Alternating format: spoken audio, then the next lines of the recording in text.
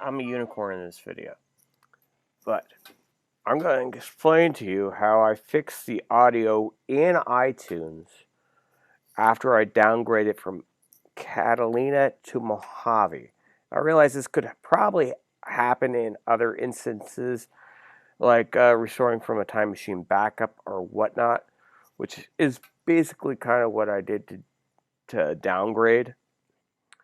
And hopefully this will help you, because it took me a couple days to actually figure this out.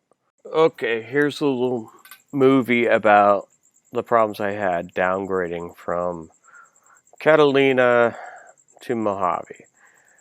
I had a laptop I was testing out, Catalina on, 2012 MacBook Pro, very fine laptop.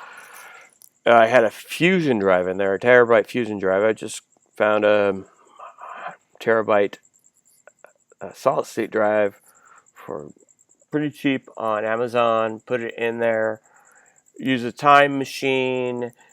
Well, I installed Mojave and then I used Time Machine to transfer over the data. But here's the problem. When I opened up iMovie, this version I can't get to work at all. But that's okay. I couldn't get it to work before either. But this newest version, I even reinstalled it and everything. Here's the main problem. No audio items. And it doesn't matter where I click. And this just spins and spins and spins and goes nowhere. And this is one of the only reasons why I use iMovie. I've been using iMovie for 2 decades now, I think. Oh my gosh, has it been that long? Yeah, it's been since like '99 is when I first got my my clamshell iBook, and I had iMovie. So I've been using it for a little over 20 years now. And I have 3 other editing programs at least on this computer.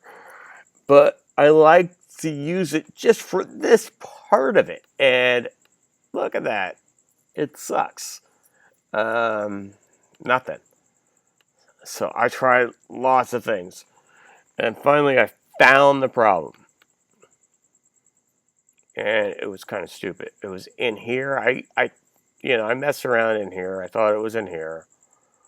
But it was in application support.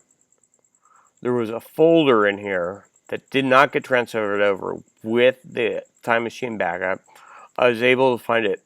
To tell you the truth, I can't remember if I found it on one of my old drives or on one of my old Time Machine backups. But when I downgraded back to Mojave, it wasn't there. I actually just moved them into, there we go, these 2 files. Moved them into the documents folder just to demonstrate what it looked like. So you find those somewhere, either on your old one of your old drives. Hopefully you have some old backups. I have backups dating back years now. I don't know how many years, but I have both Time Machine and old hard drive images.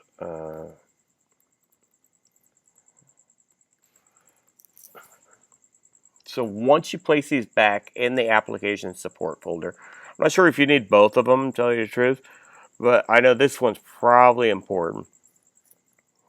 But I'm not sure if you actually need this one, but those are both missing from prior backups. So now if you open up iMovie, it takes a minute. Hey, they're back. They're all back. I don't have anything in my iTunes library in this account, so that's why that's not showing up.